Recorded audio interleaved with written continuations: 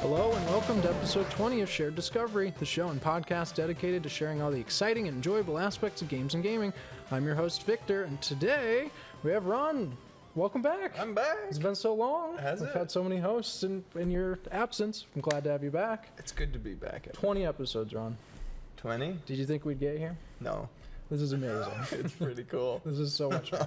What have you been up to since the last time we recorded? I've been messing around with making games of my own more lately and playing Magic as usual. What about yourself, Victor? Oh man, Baldur's Gate 3. Yeah. You know, it came out early access. This is the game I'm playing. Oh yeah. Right. And we just had Chandler on the show. Finally got him in here after all summer of waiting, and again got me back into Gotcha Force, old 20-year-old game, because that's what he's been playing. So getting my wheels spinning. Him in those retro games. He's a retro gamer through and through. That's what that episode came from, right? Oh yeah. So that's been super fun. I always like an excuse to go back to Gotcha Force. Yeah, it's inspiring to see such a dedication to all that old stuff. I know. I might be too flighty or Cult of the New, I guess. Sure. I don't know, but I know he stayed dedicated to it, right? He started on cartridges, and that's still his favorite. So, but today we're talking about something we probably should have talked about a while ago. Okay. Closer to the beginning, we're talking about board game etiquette. Okay. So, politeness. Yeah. Right? So this is something we probably should have done sooner, but now we're 20 episodes in. We want to teach you how to make the best experience for the fans and their play groups, right? Yeah. And I feel like we brought up etiquette a little bit with was that Robert's rules or something like that we brought up, or somebody's rules, or good sportsmanship. I think we've touched on that, absolutely. Yeah, that was in Mark Rosewater's definition of a game, so we touched on it, but we haven't dived deep and talked about every aspect. So that's what we're going to do this episode. All right. And so you're going to have a game night, you're going to have some friends over, you're going to go to someone else's place. We're going to talk about customary rules and suggestions of how to make that the most enjoyable experience possible. But before we get into that, I have a question for you. Lay it on me. Do you prefer hosting or attending game night? Oh man, that's tough. But I gotta say, probably attending game night because then I don't have to put together the logistics and all. There's more work in hosting. There is more work. And I'm over that. I'm overdoing lots of work. So you want to attend, you want to chill, you don't want to think about making the food, you want to be take my money, order it. Right, yeah. Right. I'll bring some games, I want to hang out. Yeah. Interesting. And if I mess up and peeve people off and get kicked out, well, that's fine. That's somebody else's group. It's not mine. I don't have to go. Peace. But I do have a bone to pick with you, Ron. Uh-oh. What did I do? 20 episodes, 19 episodes now. Wore this nice fancy sports coat, right? Don't shoot. Episode 20 rolls around. We're doing the etiquette episode. Yep. Yeah. I decide to match you. The one episode you don't wear your sports coat. You decide to Big Lebowski me. So that's the type of gamer you are, huh? I guess this episode's for you. I'm unreliable. Unreliable, Ron. Come on. I thought since it was the gaming etiquette episode, or the board game etiquette episode, I'd dress like a gamer, not like a co-host. Wow, that's harsh. Oh man, you did me dirty, Ron. Now look at me. I'm all snazzy by myself. You're overdressed. I'm overdressed. Look at me. I'll carry the politeness for the episode. Turnabout's fair play is what I say. Yeah, I'll be the disgruntled pile of garbage that's gonna prove every single one of these right. Let's go. Let's take a time through this episode and see how many of these we've actually broken. These are rules we've broken over the years. So yes, please. For me, I like hosting. I actually do. I was raised to enjoy it. Creating the experience fun and taking stress off my host, right? And it's really fun for me to be like, what food does everyone want? And it's really satisfying when everyone enjoys it and we're having a good time. So I really like hosting. I don't know if I'd say more, but I like both, right? I like attending because I get to chill, but I like hosting because I get to let other people chill. And I know when you host, it's always going to be a good time. Like, you've put together some of the best parties that we've had in our adult lives, honestly. So, like... And that honors me because that's the goal. That's how I was raised, right? My grandparents were like, if you're hosting, do it right. Yeah, kill it. Kill it. And you do every time, so... Good. That's why I like hosting because, that's affirmation. Yeah, it's good stuff. Okay, Ron, let's get into some etiquette. But first of all, I think we got to define the word. The definition of etiquette is the customary code of polite behavior in society, or in this case, gaming, among members of a particular group, profession, or organization. Yeah. Right? It's how you behave, how you act. Absolutely. What's appropriate. What's appropriate. And the more I stare at this word, the more I think it's fake. We talked about this in the intro, but this is real, right? This is going to exist. There's going to be this customary code of how to behave at your work, with your friends, with your family. Those are going to look differently. But this episode's to help you figure out with your play group what works, what is the acceptable behavior. Right. Because every group's going to be different, and you just got to figure that out. You got to work it out and have those conversations early and continuously. Like, before you even sit down to game, while you're gaming, constant communication over boundaries is important. And communicate, absolutely. I'm glad you brought that up here because I had it later on, but I think it's important to say here. Communication is going to make all of these work. Yeah. It's the framework, it's the bedrock of the whole episode. Yeah. Sorry, jumping ahead. That's okay. That's a good jump ahead. Part of the disclaimer. Yeah, right? it's part of the disclaimer, I think. Lay it on right? Lay it on out. And I think another part of the disclaimer here is that these guidelines aren't going to work for all the play groups. That ties right into communication. Yep. Right? If it doesn't work for you, what we say doesn't work for you, first of all, put it in the comments. Let us know. Get us that engagement. Yep. Tell us. Because we want to know how other people's play groups work, but communicate with yours. Maybe in your group it's okay to be loud and boisterous and brag, but other play groups that might upset some of the members. Yeah, so tread carefully. Tread carefully. I know I've gotten myself in trouble with gloating too much. Yeah. But the thing is, it's like if someone gets upset, you got to change, right? You got to step up. You got to step up if you want to be a part of that group. So that's the disclaimer here. Communicate well, and these might not work for everyone. So what I did for this episode, I was actually inspired by the YouTube channel. I think it's called Actual. He's a board game. Actual. Yeah, it's really interesting name, and it is really awesome content because he's specifically about board games, and he does reviews. And right now he's doing this series of like his 50 best board games of all time. Yeah. So he had 50 rules of etiquette. All right. So I went through those, and I went through his comments, right? And what I did is I tried to order these categories from before you start till after you're done with the games. So in the order of their appearance, essentially. Exactly. In the order of appearance for a play session. Right on. Okay. So first one here is timeliness. Yeah. I figured I should take this because I'm really bad at this. And that's okay in our play group because, like, we don't mind not starting on time and, like, having that room to breathe. But some people are going to be pretty picky about this one. They are. They really are, especially if you can't play as consistently as we can. Right. We almost play once a week at this point, but some game groups play once a month, every other month. So they want you to be on time. Yep, time's way more important the less of it you have. Absolutely. So try to be on time. And if you can't, back to that communication, be honest about how late you're going to be. Yeah. Honesty is king here. Because people would get upset with me because I'll be there in 30 minutes, show up 2-3 hours later. Yeah. Okay. Let me recalibrate and be honest. Right. And that's helped a lot. And that's helped a lot with your expectations or friends' expectations. Like, he's going to be late. That's just how it is. And we accept that and make room for it. And there's no point in being upset about it because it's just going to happen. Absolutely. And a big part of this is so if there's a game that's going to take 2-3 hours, they want to start without you. Mm-hmm. They can start if you're going to be that late. Let them start playing. Right. right? Be honest about that, though, because if you say I'm going to be 15 minutes, they might say, all right, let's hang out, let's just chat and wait. But you're there 2 hours later, they're like, dude, we could have played a game by now. Couple of games. Yeah. Depending on what the games are. Right. So be honest. This has gotten me in trouble, so I'm gonna put some marks here because I've definitely failed at these. Oh, yeah.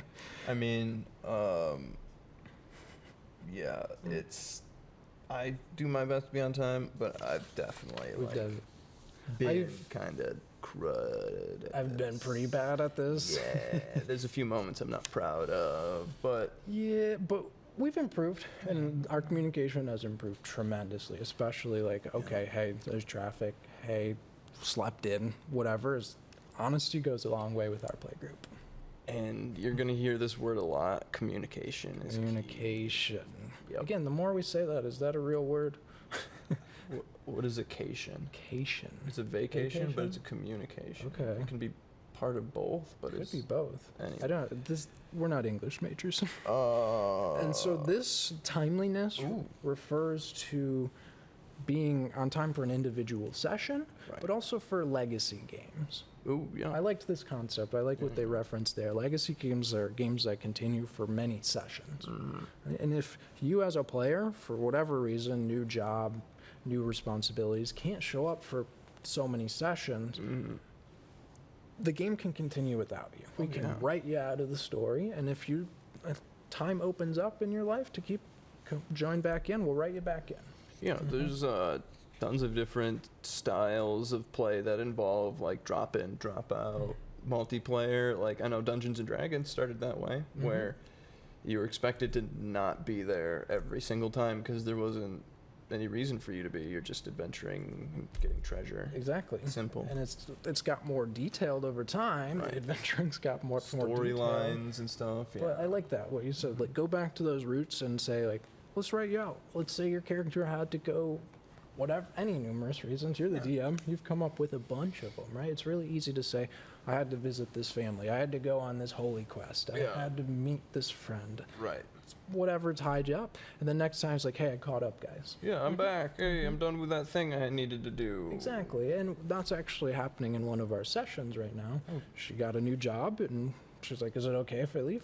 Yeah, absolutely. You have a place when you can come back. It's now part of the story. Cool. So timeliness, trying to be on time and know that games can continue without you. Yep. But communicate that I might come back later. Right, and because that allows the other people to work around you or work with you and stuff, and it's just easier. Yeah, it's just easier that way. Absolutely. Okay, Ron, what's our next tip here? Oh, wow, first sheet already. Our next tip category we have here is pertaining to having to do with food and snacks. Yes. So food and snacks, I know a lot of people are very particular about food. So having ground rules on food right out the gate is critical, because like you don't want people getting hangry. You don't. We know how that goes. It can change a person entirely. Absolutely. And the whole like having beverages, you don't want people dying of dehydration when you're like playing a 4-hour mage. Exactly. Game. Allow people to have those nearby. Exactly. But respect the house rules is what I say. Is a lot of house rules are like don't have it on the table with the game, or like if you're gonna eat, don't eat around the game. Pretty straightforward. Yeah, and that's a house rule we have. But as a host, I'm like, okay, I'm going to have end tables around for you. Yeah. I'm not going to say you can't drink water until our 4-hour game is right. over. You provide the space. We'll provide the space where you're going to know it's over on the counter 5 feet away, or there's an end table there. But allow food and drink for people. It's supposed to be fun, right? And a big run up to game night is discussing the food and drinks you're going to have there in the first place. We always have this discussion every time. Okay, what do we want to eat this week, right? Do we want to go out? Do we want to make something? Or if I invite someone over for the first time, one of my first questions is, are there any allergies that I need to be aware of when I'm preparing food? Exactly. Along with the wanting people to die of dehydration, not wanting to kill people through your food being poisonous is probably important. I don't have an EpiPen on me. No, I don't know how to administer that. I don't know how to do that. Yeah. So let's just avoid that altogether. Right. Just plan accordingly. Mhm. It's supposed to be a low risk night. Like, no one's supposed to get hurt. It's board games. It's board games. No one's supposed to No get one hurt. is supposed to get hurt. Especially with food. The characters in the game, they can get hurt, but Right. not the You're players. supposed to entice people, Yes. not keep them forever. Snacks are supposed to keep, as the host, have good snacks. Right? This is going to keep people Mhm. coming back Oh, yeah. to your parties and want you to host more. It's like kind of like bribery, but not really, because everyone wants food. Like, Everyone wants- You're mhm. not It's a necessity. twisting someone's arm. So make it tasty. Make Exactly. it available. And if they didn't enjoy the game, well, at least they had good food. So they had good snacks, Mhm, and right? They're still friends, and they're not gonna leave you over something as petty as like you knocked them out first in Magic or something like that. Fingers crossed, Fingers maybe. crossed. Hey, we're not. We've grown through that. We've grown through that. Yes, yes. Yeah, we sure have. We've played hundreds and hundreds of games at this point. Yep. And playing hundreds and hundreds of games, we've learned to keep our greasy mitts off of stuff when you're eating, Mm-hmm. even if you don't realize it. Like a lot of food, get your hands greasy, and like humans are naturally very oily. We are, absolutely. And I am always washing my hands. Always washing my hands, especially after I eat food and if I'm using other people's cards or pieces or game, right? Oh, very true. Yeah, because you want to be polite. You know, you want that etiquette. You want to take care of other people's things better than maybe how you want to take care of how they want it taken care of. Absolutely. Right. So you're eating Cheetos and you're like, hey, can I use your deck? Hey, don't do that. Right, because you're getting Cheeto dust Getting all Cheeto over dust. my Magic deck. Ooh. We have a problem. We have a problem. Oh, man. I let someone use my deck a long time ago. Maybe it was like mine or something. Just forgot to wash his hands. That And some of the happens. cards stuck together just with human oils, right? Yep. It wasn't like he was eating or anything. It just was like he was sweaty. He was sweaty from the day. So I recommend just washing your hands before you use someone else's things. Right. Mhm. Especially after eating and like just just use common sense. If Yeah. you got stuff on your hands, don't go fondling my meeples. Sorry to call you out, Vine. I don't know if that was you. It Right. just came to mind. No, you're a swell guy. We've got Swell nothing guy? against you. Yeah. It's probably Chandler, honestly. Yeah, peak good dude Yeah. territory Yeah. right there. I'll call out Chandler. Right, yeah. Yeah. Who's Chandler? He plays RuneScape, so He can't be he trusted. can't be trusted. Kidding. It's a joke. It's a joke. RuneScape isn't that bad, but so I liked this next rule. I really did. I Yeah. didn't think of this one, but I appreciate this. If you spilled the drink, right? So you just trip, you spill it on someone else's game, ruin it, right? ruin it. Yeah. Just offer to buy them another one, Solid. right? And this, especially for Magic, when the cards can get expensive, this will teach you to be careful. Yeah, the last thing you want to hear is you spilled your Kool-Aid on my Black Lotus. Who's playing with a black load? My Gaia's Cradle. Oh my God. Okay, that's more. That's $1,000 right there. You don't want to shell out for that. Right. Oh No one man. wants to So sell for that. be careful, right? This honestly, we play. I don't think this has ever happened with us. Once. Once? I was playing with some friends, and my root game, it's not here right now, Yeah. it's somewhere else, but somebody spilled soda pop all over my root game Oh. and just soaked it. Dang. And so we were able to save it, It though. does. Yeah, I didn't even know that because you Oh. cleaned it so well. The pieces are a little dark, like Little cola dark. colored, Okay. Cola but, colored. but Just a little paint job. yeah, but they are fine. Okay. after. Wow. Yeah, I didn't know that. Yeah. So they got out of it. They didn't have to pay for a new You copy. got it. But if it was destroyed, you'd be like, "Can you at least help me? Can you Yup. buy me a new copy?" Because that's what I would ask, right? Mhm. So, if you're following the keep drinks and food away from the table, you shouldn't have issue with this. But Mm-mm. things can happen. It happens. Somebody You can trips. You mean a You human can be is how many drinking at the feet tall? table and Yeah. lean over. Things happen. So, just courtesy to offer to help Mhm. reimburse them for that. Yep. Okay. So we've pre-discussions. We've been snacking before we start the night. Everyone showed up at this point. Mm-hmm. Let's Potluck acquired. Let's choose the going. game. Yeah. Let's play a game. This is what this is about, right? And we said again, communication is key. You're going to hear that a lot, but it's very important here because you want everyone to enjoy the game. Mm-hmm. And I thought this was really important because you have your safe games, you have your safety games where you know everyone likes them, but every now and then someone's going to show up with a new game. Can I try this? Yeah. And I think this is my philosophy. I'll try a new game once, right? And if I don't like it, I will communicate to the group I don't really want to play that again, or I want to play this version of this game. Or, let's give that one a break. Give it a break. Let's try it again in a month or two, right? But communicate that to each other. Mm-hmm. Or like, I like this style of game, not so much these ones and stuff. Because that's also a big part of the pre-conversation. Like, okay, what is this game session going to be? Yeah, what do we want to play this week? Are we playing war games or what? War games? Are we going to play Root this week? Like, we had a session. Like, our comfort game is Magic. Yes. Right, we always go back to Magic. We know we'll always have fun with Old that. Reliable, we know. Old Reliable. How it works. But a few weeks ago, we played Root for 6 hours. And it was a great time. We didn't even touch Magic. It was awesome, right? Yeah. And so figure out your comfort games. And I think Root probably falls into that category at this point. Easily. Right? I have so many people to play Root with that are more than willing to play it too, which is another awesome part. It's like, not only do they play it, they like playing it. And we'll be like, hey, can we play Root? And it's just That's the best feeling as a game owner. evergreen. Yeah. When you slap a game down, play it one time, and then someone comes up to you next week. Hey, can we play that game? Yeah. Oh, yes. Yeah, thank you. Oh, yeah. It's a win right there. That's such a good That's win. such a good feeling right there. Oh, no. It feels good. And so find those comfort games, but be willing to experiment, because we experimented with Root, and that became a comfort game over time. Yeah.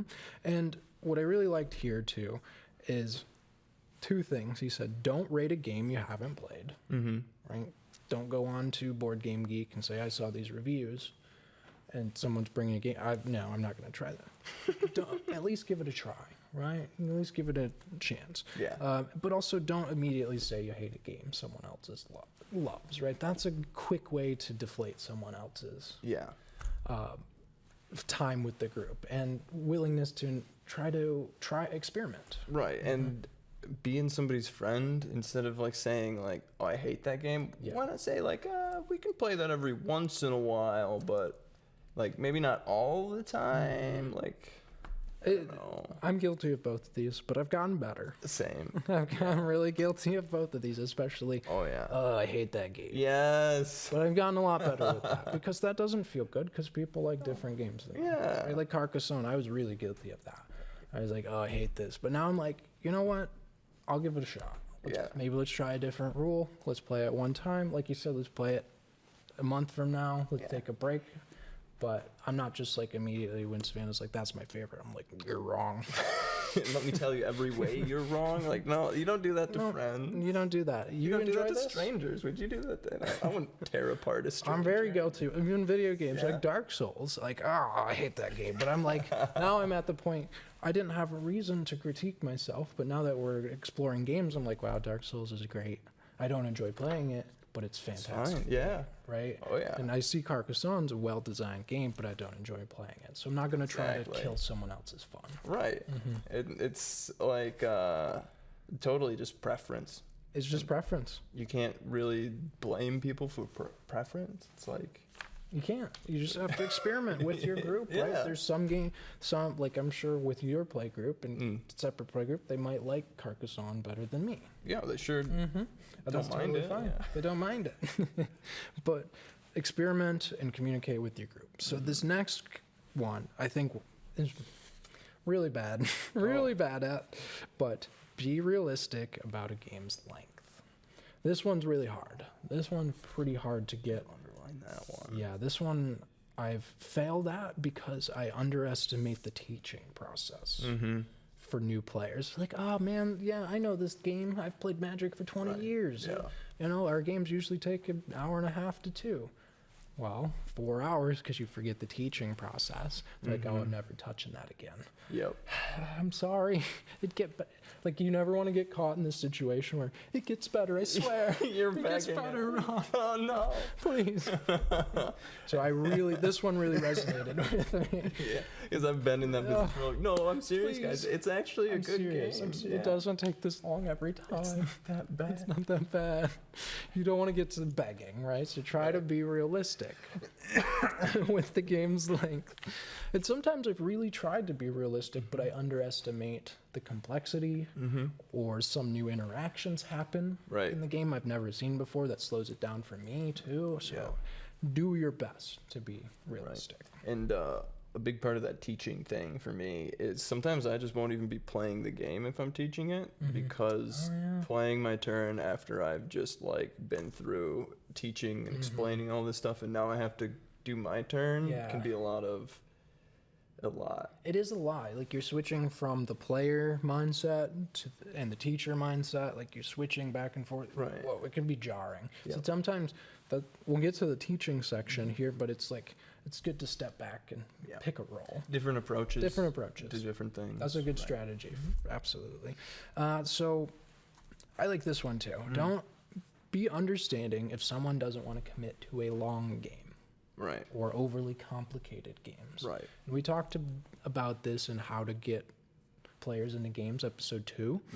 Is some players want to play more introductory games or gateway games or party games, and that's totally fine. Some people don't want to commit to multiple sessions of D&D. Things like that, and be accepting of that. It's like, oh, you're casual. No, none of that, right? Say, sweet, that's the type of game I'm going to play with you. That's awesome. I'm excited. Great. Got that niche filled. Like, that's fine. You don't need to have all your friends do all of the things with you all the time. I don't think that's possible. I don't think so, yeah. And the thing is, we tried to force that in high school. It's like, we all like the same things, right? No. Not everyone liked Magic playing group. Not everyone liked COD. Not everyone liked WoW. Not everyone liked Halo. And we played those differently. Like, we had friends who didn't even like playing board games in general. Right. They just wanted to play video games, and that's totally fine. So the last thing we have here when choosing the game, if everyone hates it, just stop playing. Like, this is a good reminder. It's like, don't force it. Yeah. Heck, if one person doesn't like it, just stop playing. Right? Just, okay, move on. There's plenty of games. And again, back to these comfort games. It's like, hey, let's play Magic. Yeah. Let's do it. I love that. Okay, we're back in comfort zone. Right.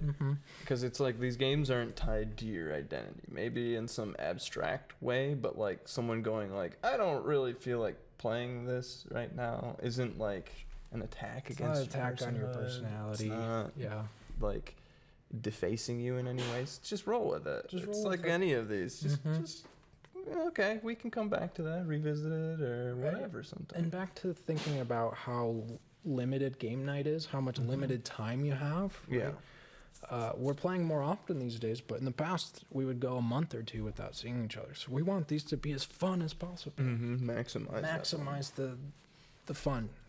All right, so that was choosing the game. So take it away with the next one. Learning a game. So there's a lot of etiquette around learning a game. Yes, there is. Whether you're teaching it or the one being taught to, the learner, right? It's a lot. Like, if you are teaching, if you're bringing a game to the table, if you got a brand new game, you should have probably learned how to play that game before you bring it to the table, right? So that you can teach it.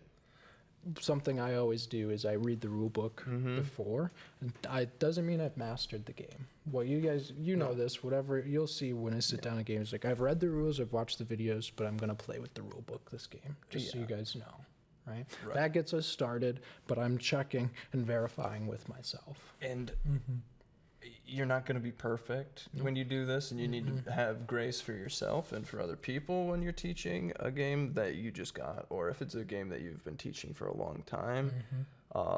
This just happened to me where I had been getting the rules of Root wrong for literally years that I've been playing it, and we just got to correct that. All right.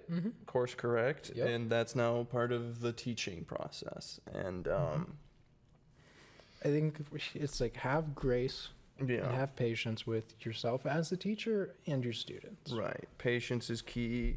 Just because a lot of these games are complicated. Like, Root is pretty dang complicated game. Even though it's taking an even more complicated genre and trying to make it simpler, it is still and We have a whole Root episode. We won't get into that. Check it out. Check it out. That was a lot of fun. That's what actually led to us learning about that rule that you misunderstood. Yeah. And so sometimes it pays off to just go back through the rules. Yep. Like I'm not ashamed to pull out the rule book of a game I've played dozens and dozens of times. You're like, okay, what was that? Mm-hmm. And just be humble in teaching, because you're going to learn as well. Like, that's a part of that, right? Is like, Victor was like, no, I think this rule is wrong. And I was like, no, there's no way. There's no way. I've been playing this game for 4 years now, like ever since it came out, right? I don't know how long that's been, but, and he's like, no, look at it, read it. And I'm like, oh my Lord. Oh Lord. Okay. I'm going to be angry at myself for a bit, but let's move on and change that rule. Yep. But if it's your game, you teach the rules, and you should have some sort of understanding of it. Yeah, be prepared. Because that can, back to being realistic about the game length, it's going to take even longer if you don't know how to teach the game. So much longer. So much longer. It's like, whenever I do a teach, I feel it always doubles the game length, the playing length, because of that teach. Yes. But if you don't know what you're doing, it triples it. It'd be a nightmare. Quadruples it. Yeah. And I'm guilty of this. I've got a new game and I'm like, hey, I haven't read the rules. You guys want to try it? Or let's try it. And they're like, okay, how do I play? I'm like, hold on. I'm reading the rules to everyone. I'm like, never again. Don't do that. It slows down the game experience, right? So. And if you're a player being taught to, listen, put your phone down, stop playing Wordle or Words with Friends or whatever, and like listen and ask questions if you have any. But pretty much just listen to the spiel, listen to the teach, listen to whatever this person is saying, because you're supposed to be playing this game. Don't you want to play this game? Why aren't you listening? Why are you on your phone? Why aren't you playing the game? What's going on here? There will be down times in the game session. These hangouts usually last for us, like 4 to 8 hours. Right. So there'll be time to check your phone. Yeah. When you're learning the game is not the time.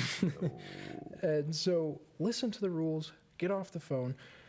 And what really has irked me is hearing someone not listening and say, okay, can we just start? Don't say that. Wow. Trying to like skip past the rules. Can we just start the game? No, just listen. You're not going to understand it all the first time you're taught, and that's okay. But you should have a general understanding from what the teacher is telling you. Like, okay, this is basic framework. I'll learn more as I play. Yeah, that sounds like somebody who's like, I've played poker before. This can't be too different, right? Like, and you're playing. Like, oh, it sure is. Dungeons and Dragons. Dungeons and Can we Dragons. just start, please? I've played poker before. I think I know how role-playing works. Never say Let's just start.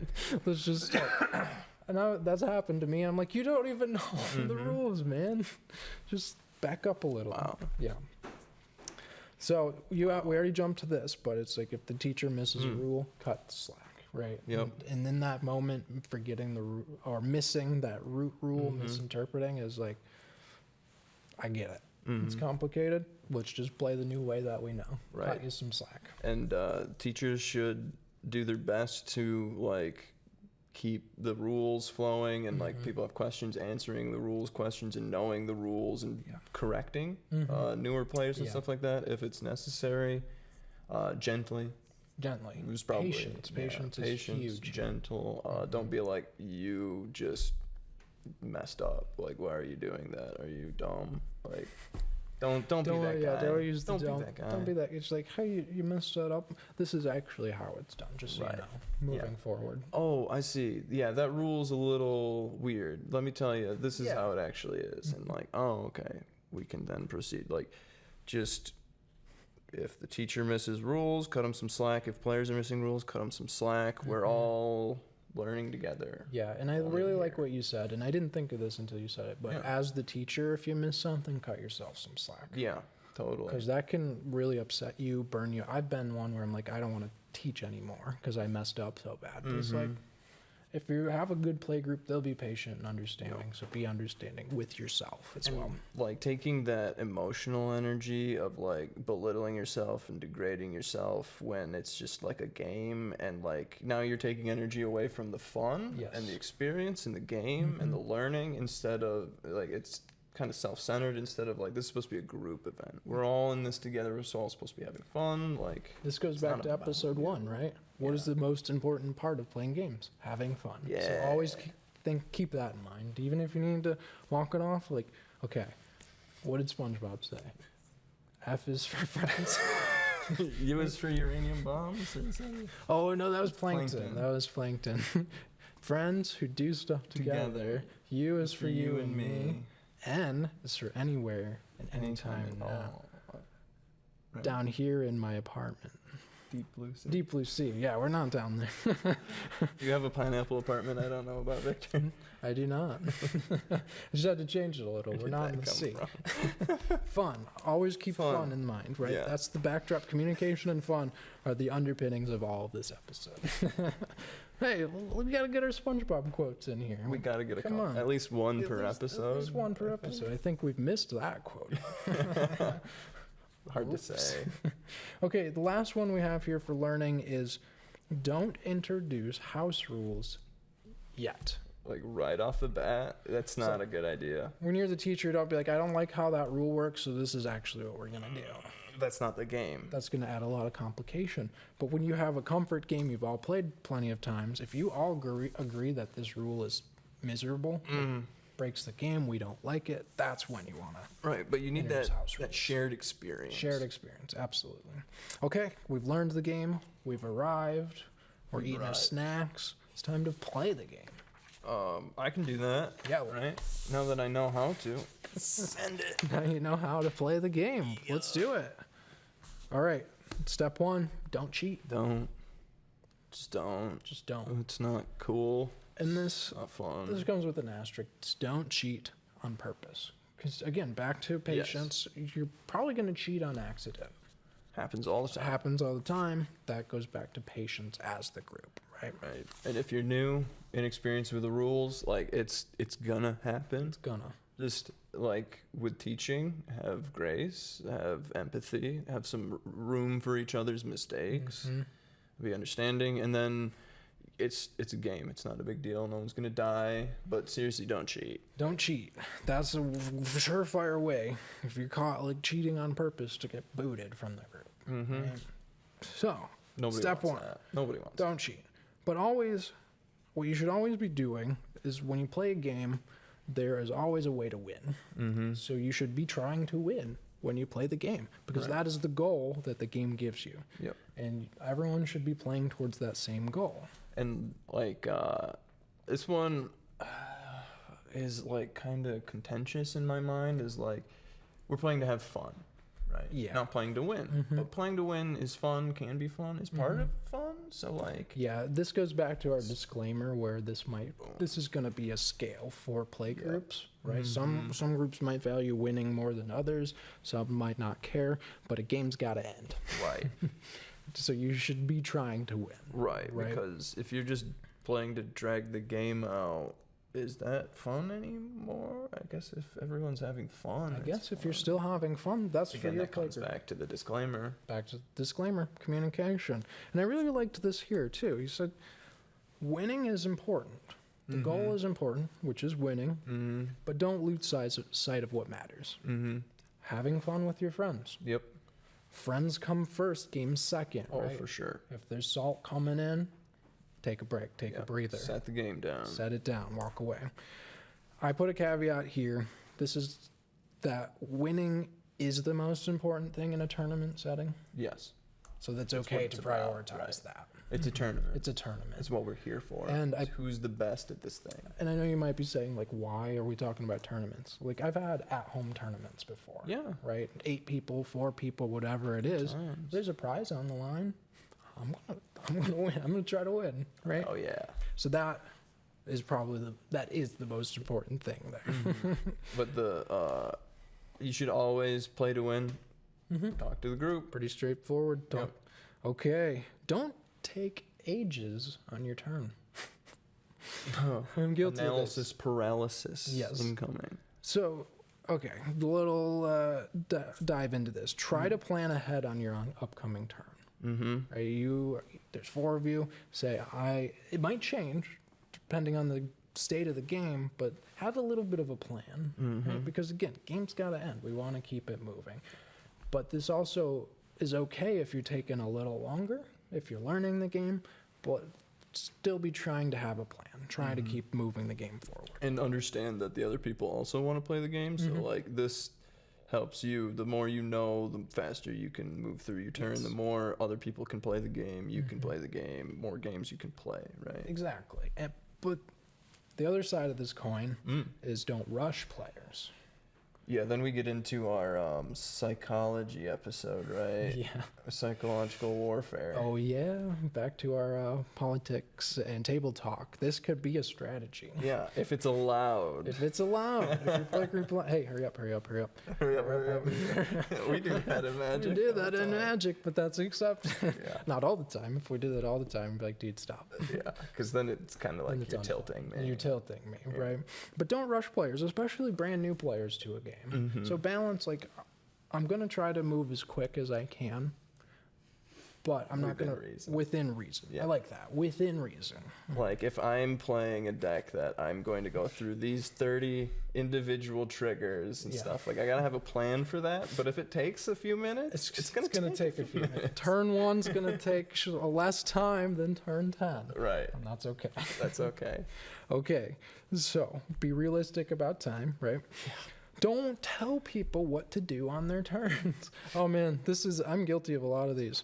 I'm piloting people. Like, hey, you should do that. Yeah. You should do that. You That's should the best attack. way. Come on, Come on. attack me. Just do it. Just man. do it. And what I found is sometimes if they ask for help, it makes the turn go faster. But if I'm giving unsolicited advice, that's what can make turns take ages, just out of spite. Yeah, and it can be seen as like manipulation, Yep. which I think that's what you were suggesting. I think so. So we do have our table talk and politics episode that dive into these techniques. Use them appropriately. Use them appropriately. Make sure they're okay with your group. Yep. Don't whine about being attacked. You're all opponents, and the game has to end. Ooh. I feel like this is just I'm ragging getting on called us. out. Yeah. I'm getting called out here. Oh, yeah. Oops. It's totally like not what I expected. Man, the issue is you can get some advantage by this, but if you overuse this, people are going to target you. Yes. People are going to try to get you out of the game, so you just stop whining. So you can please stop whining. Please stop whining. But just know that everyone's trying to win. If we think about if we're all trying to win and we're all opponents, I gotta be attacked. And I think there's a difference between negotiations. We won't get too deep into it. Negotiations and why are you attacking me? Actually, I think this might be more advantageous to attack them. Right. That's not like asking isn't a different. whine, but in like negotiating. But if you're just whining, You're attacking yeah. me again. Why? Yeah.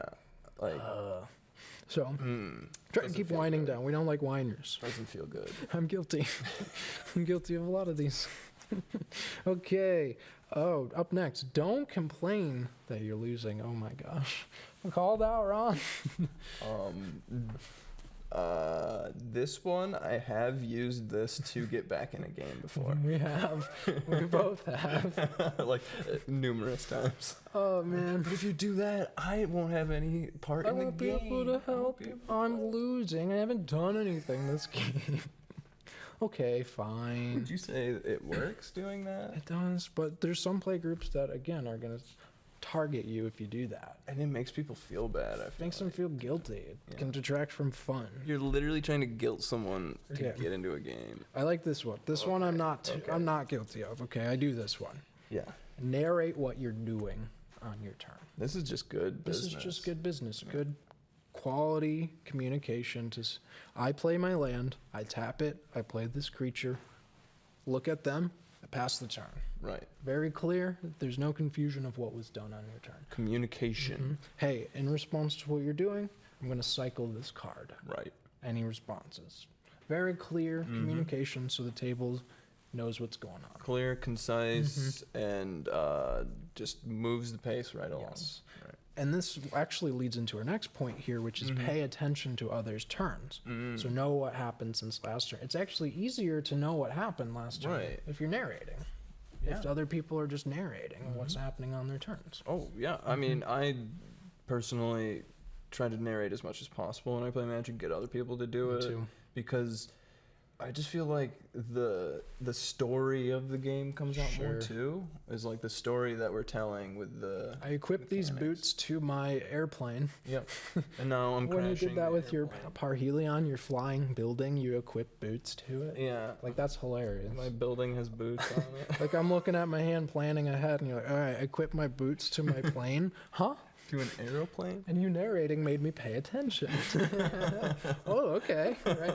Some silly thing narrative develops out of that. And I really love that aspect of the game is the theming and the juicy narrative and stuff. So that is fun for me. Absolutely. And hearing other people say goofy combinations of words is just great. You get a new sentence, brand new sentences every time you play Magic. Oh yeah. Every time. I think I had just had a conversation about that with a play group. It happens every time, and so that helps staying on track, especially for new players. Helps all players like keep track of what everyone else is doing, and this can help move turns along, right? Right. So, okay, allow some takebacks, especially in these complicated games, especially as people are learning.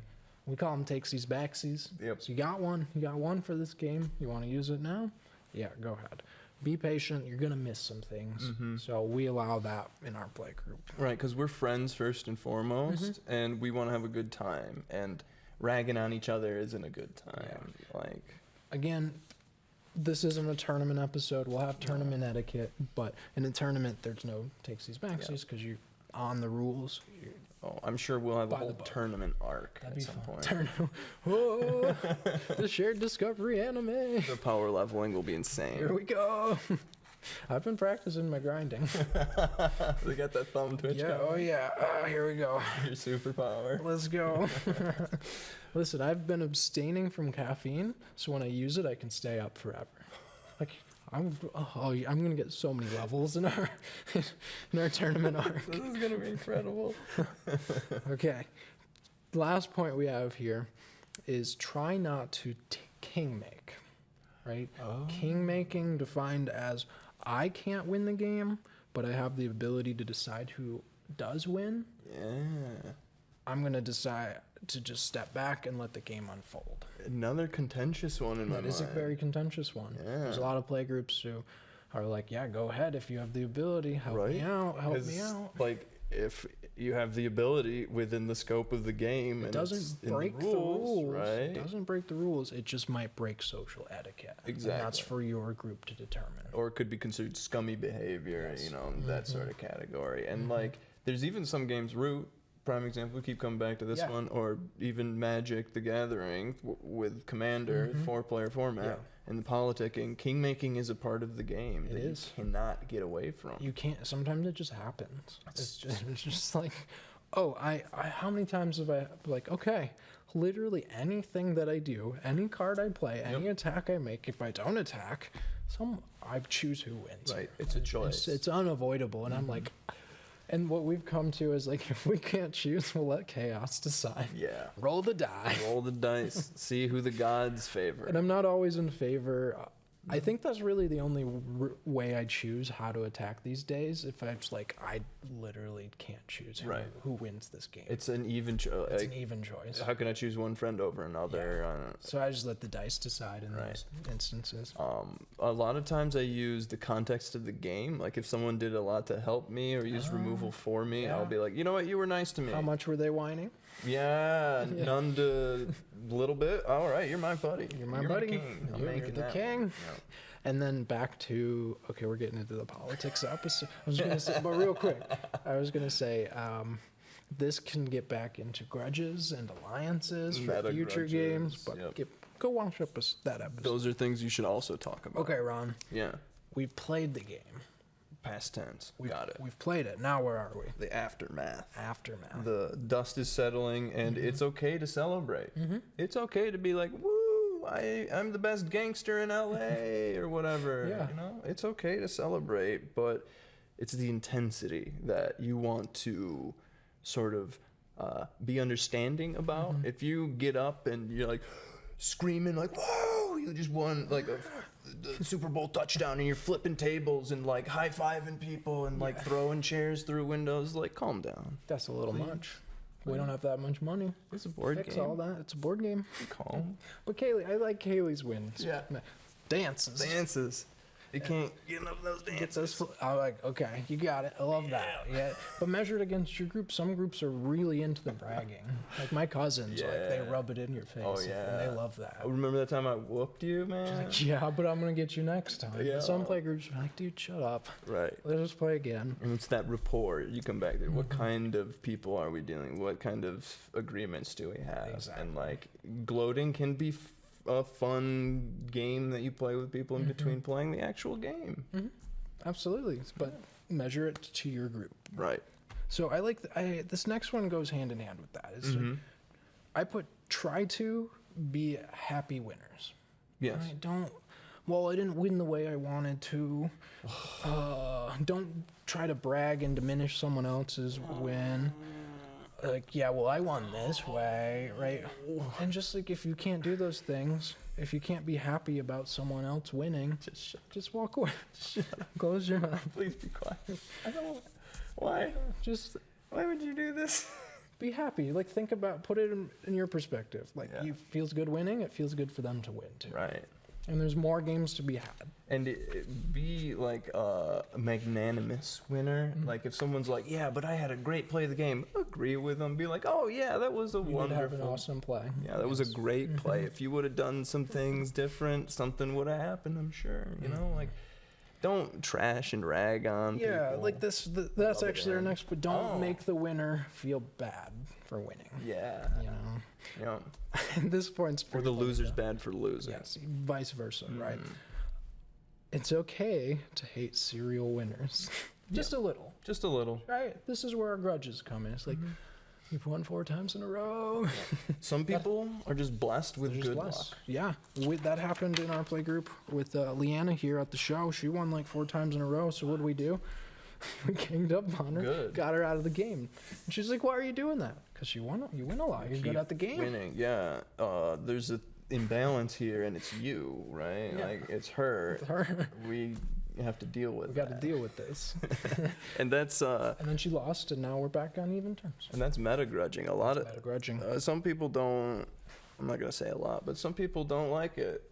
Some people don't mind it. It's within reason. It's all of it is within reason, measured against the expectations of your group. And you'd communicated with the other people in the play group and been like, "You're all seeing this too, right? Yeah. Like confirm this person." We did in that game. Right, and then okay, we are all making a decision. I here. remember that game vividly, Yeah. where I was like, okay, we're gonna just play like normal. Then she started winning again. Yup. Like, okay, guys, let's handle this. Right.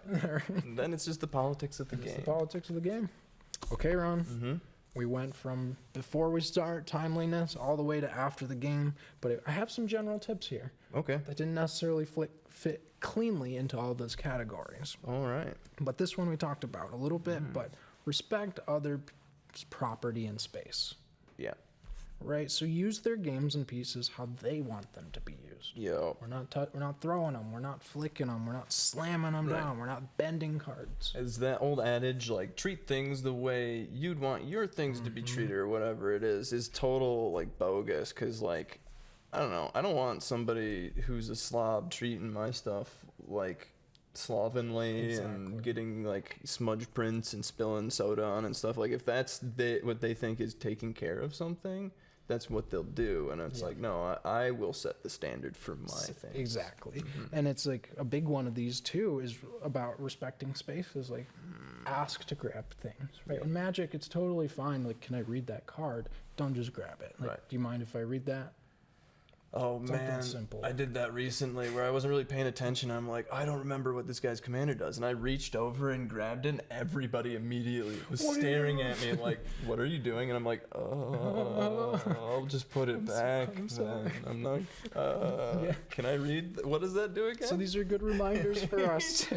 It was totally like the air in the room just chilled, and everyone stared at me. Sorry. Everyone. They were in middle of conversations, and it just stopped. Yeah. So back to space, right? Follow the host's house rules. Take off the shoes. Put the food and drinks where we said. We already talked about that. Smoke outside. Appropriate volume for your music. Is it a drinking or non-drinking event? You know? No unwanted touching, right? Personal space, stuff like that. Exactly. Okay. Don't throw tantrums. I feel like this probably... I put this here because tantrums can be thrown at any place in the timeline. And tantrums look different, too. They do look different for different people. Don't be a snob. Which, again, we'd already talked about. This is okay in some playgroups. Yes. My cousins love it. If you're all snobs, They're all snobs. then it's They're great. snobby gamers. They love it. I love it. But if that doesn't fit for your group, a lot of people don't like that. That's okay. Don't do it. Right. All right. This one I added on here. I didn't see this one, but talk about the music beforehand, right? How loud's it going to be? What kind of music? Is it distracting during play? Because I sometimes like putting on music when I'm doing like DMing for Dungeons and Dragons, or we'll just put on some like background music when we're playing Magic. Yeah. Can be very, nice. Fills that space. It can be very nice, but I think Kaylee's really good about this. Kaylee and Savannah are like, hey, can we turn the music off now? Like, I'm trying to, there's too much going on in the game. You'll hear that a lot. It's like, there's too much going on for music. Oh, yeah. And really communicate the kind too. Someone might not like death metal. Someone might not like pop. So communicate with the group on that. And the last thing I had here at the bottom of the hour is be honest about new guests that you're bringing to the play group. Oh. Right? Are they loud? What's their experience level? Are they difficult people? What kinds of games do they like? Bring them into the conversation. I'm definitely guilty of this one because I'm a very loud person. I can be. And I've just like put groups of people together that like, maybe I should have like done something different. These people aren't exactly getting along. Right. Back to experimentation. You can experiment with games. You can experiment with play groups. Oof. Yeah, that's a lot of experimentation. It's a lot of experimentation around here, but I just liked this one. I saw this in the comments of like, just be honest about who you're bringing to the group. Right. If, you're going to bring somebody who's going to be swearing a lot around people who don't appreciate that. Communicate to them that this is a different environment. Communicate who you're bringing them into. They're kind of like this, but I'll tell them how we are. Yeah. Right? It's almost kind of like vetting the person. Yeah, that's a good way to put it. Yeah. It's like, is this person going to be like vibing? They're going to vibe with the group. Right. Too simple. Okay, Ron. Bottom of the hour, I got a question for you. Hit me. I'm in my mind mansion. Okay, which one of these tips do you think you need to work on the most? Oof. I didn't know there was gonna be self-criticism. Oh no. That's been the whole episode. This is my weak point. I'd say the preparedness. I could work on that. I've shown up with games where I don't know anything about them, and I'm like, doesn't this look cool? Let's play it, guys. 5 hours later, we're never playing this again. Never playing this again. And then loud music. Yep, I've done that.